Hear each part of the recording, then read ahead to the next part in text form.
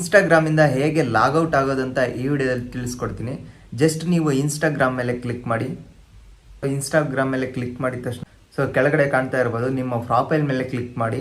Right ಸೈಡಲ್ಲಿ ಇದೆ ನೋಡಿ ಕೆಳಗಡೆ. ರೈಟ್ ಸೈಡ್ ಮೇಲೆ ಕ್ಲಿಕ್ ಮಾಡಿದ ತಕ್ಷಣ ನಿಮಗೆ ಕಾಣ್ತಾ ಇದೆ. ಈ ಥರ ಒಂದು ಡ್ಯಾಶ್ ಬೋರ್ಡ್ ಓಪನ್ ಆಗುತ್ತೆ.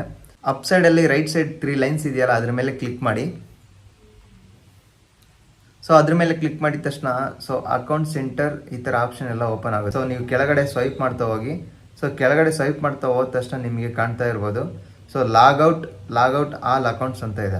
ನೀವು ಒಂದಕ್ಕಿಂತ ಹೆಚ್ಚು ಅಕೌಂಟಿಂದ ಲಾಗಿನ್ ಆಗಿದ್ರೆ ಲಾಗೌಟ್ ಆಲ್ ಅಕೌಂಟ್ಸ್ ಅಂತ ಆಪ್ಷನ್ ಮೇಲೆ ಕ್ಲಿಕ್ ಮಾಡಿ. ಎಲ್ಲಾನು ಲಾಗೌಟ್ ಮಾಡ್ಬೋದು. ನಾವು ಒಂದು ಅಕೌಂಟಿಂದ ಲಾಗಿನ್ ಆಗಿದ್ರೆ ಮಾತ್ರ ಲಾಗೌಟ್ ಅನ್ನೋ ಆಪ್ಷನ್ ಮೇಲೆ ಕ್ಲಿಕ್ ಮಾಡಿ.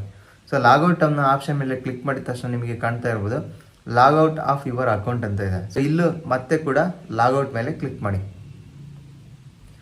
ಲಾಗೌಟ್ ಅಂತ ಬರ್ತಾ ಇದೆ. ವೆಯ್ಟ್ ಮಾಡಿ ಜಸ್ಟ್ ಒಂದು ಫ್ಯೂ ಸೆಕೆಂಡ್ಸ್. ಇಲ್ಲಿ ಕಾಣ್ತಾ ಇರ್ಬೋದು ಕಂಪ್ಲೀಟಾಗಿ ಲಾಗೌಟ್ ಆಯಿತು. ಈ ವಿಡಿಯೋ ನಿಮಗೆ ಹೆಲ್ಪ್ಫುಲ್ ಆಗಿದ್ರೆ ಸಬ್ಸ್ಕ್ರೈಬ್ ಮಾಡಿ, ಹಾಗೆ ಲೈಕ್ ಮಾಡೋದನ್ನು ಮರಿಬೇಡಿ.